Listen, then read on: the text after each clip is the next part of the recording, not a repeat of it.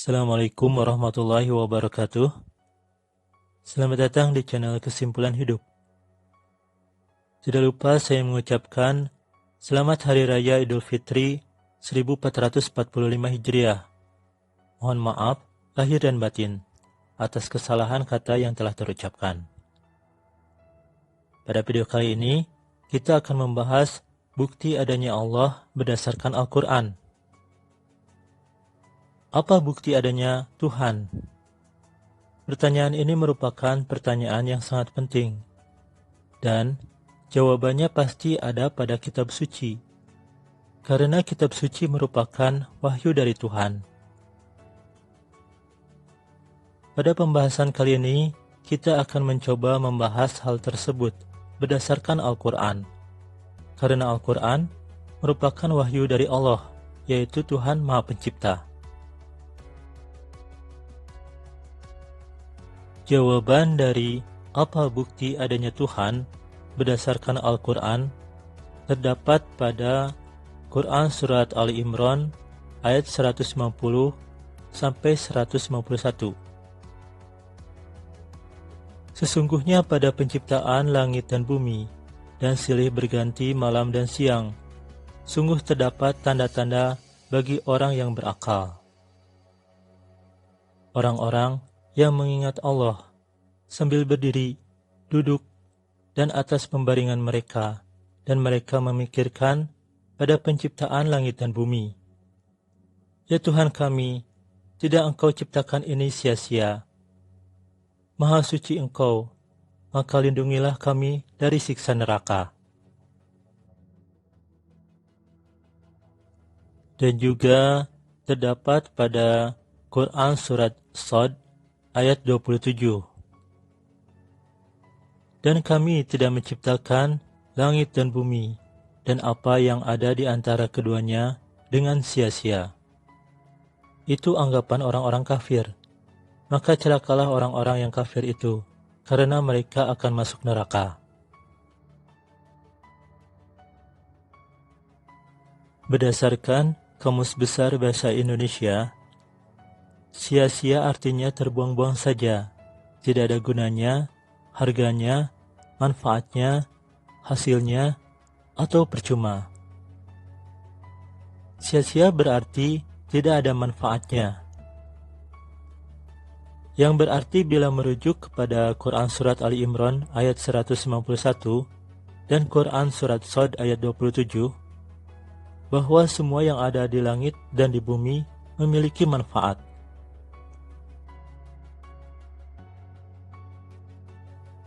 Pada sebuah karya cipta atau sebuah ciptaan, pasti terdapat desain dan manfaat, yang merupakan ide dari penciptanya. Dari kedua hal tersebut, yang paling penting adalah adanya manfaat pada sebuah ciptaan. Karena sesuatu yang memiliki manfaat sudah pasti diciptakan, yang berarti sudah pasti juga ada penciptanya. Sebagai contohnya rumah. Rumah memiliki manfaat, yaitu sebagai tempat tinggal, tempat berlindung, dan tempat istirahat. Sudah pasti rumah diciptakan atau dibuat. Yang sudah pasti juga ada pencipta atau pembuatnya. Begitupun juga benda-benda yang lainnya. Jika memiliki manfaat, pasti ada pencipta atau pembuatnya. Begitupun dengan yang ada di langit dan di bumi. Sebagai contoh, matahari. Matahari memiliki manfaat sebagai penerang di siang hari dan juga untuk perhitungan hari. Sudah pasti, matahari diciptakan. Yang sudah pasti juga ada penciptanya, yaitu Tuhan Maha Pencipta. Sesuai dengan Quran Surat Az-Zumar ayat 62. Allah yang menciptakan segala sesuatu, dan Dia Maha Pemelihara atas segala sesuatu. Dan begitupun dengan bulan, bintang, langit, udara, air, binatang, tumbuhan, dan sebagainya, dan juga manusia, di mana setiap anggota tubuh manusia memiliki manfaat, yang berarti manusia diciptakan, dan pasti ada penciptanya. Tetapi, mungkin ada yang bertanya, apa manfaat dari nyamuk atau virus? Sebenarnya mengenai hal ini sudah terdapat di dalam Al-Quran, Surat Al-Baqarah ayat 26. Sesungguhnya Allah tidak segan untuk membuat perumpamaan berupa nyamuk, bahkan yang lebih kecil darinya. Maka adapun orang-orang yang beriman, maka mereka mengetahui bahwasanya ia benar dari Tuhannya.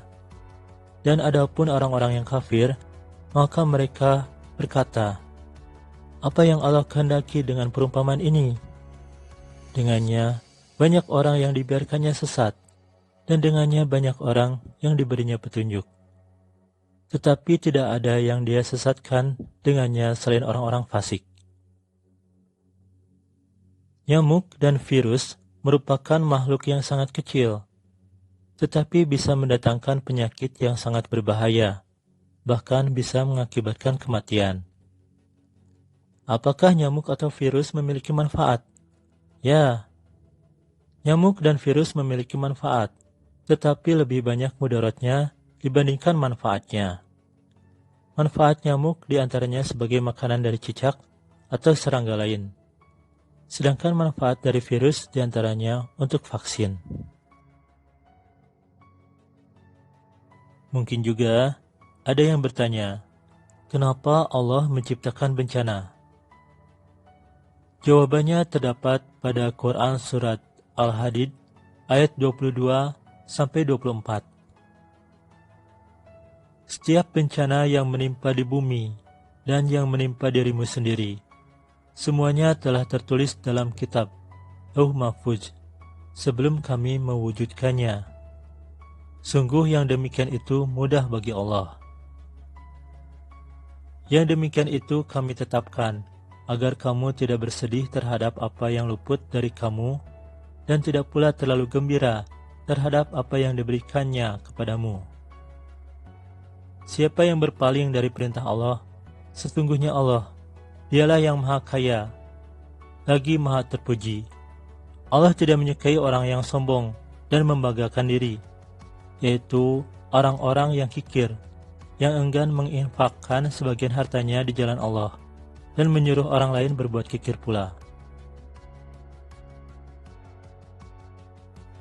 Dan juga terdapat pada Quran Surat Ar-Rum ayat 41. Telah tampak kerusakan di darat dan di laut, disebabkan karena perbuatan tangan manusia. Allah menghendaki agar mereka merasakan sebagian dari akibat perbuatan mereka, agar mereka kembali ke jalan yang benar. Dan juga terdapat pada Quran Surat Al-Ahqaf ayat 27. Dan sungguh telah kami binasakan negeri-negeri di sekitarmu, dan juga telah kami jelaskan berulang-ulang tanda-tanda kebesaran kami, agar mereka kembali bertobat. Jadi, adanya musibah agar manusia tidak sombong, dan agar kembali ke jalan yang benar atau bertobat.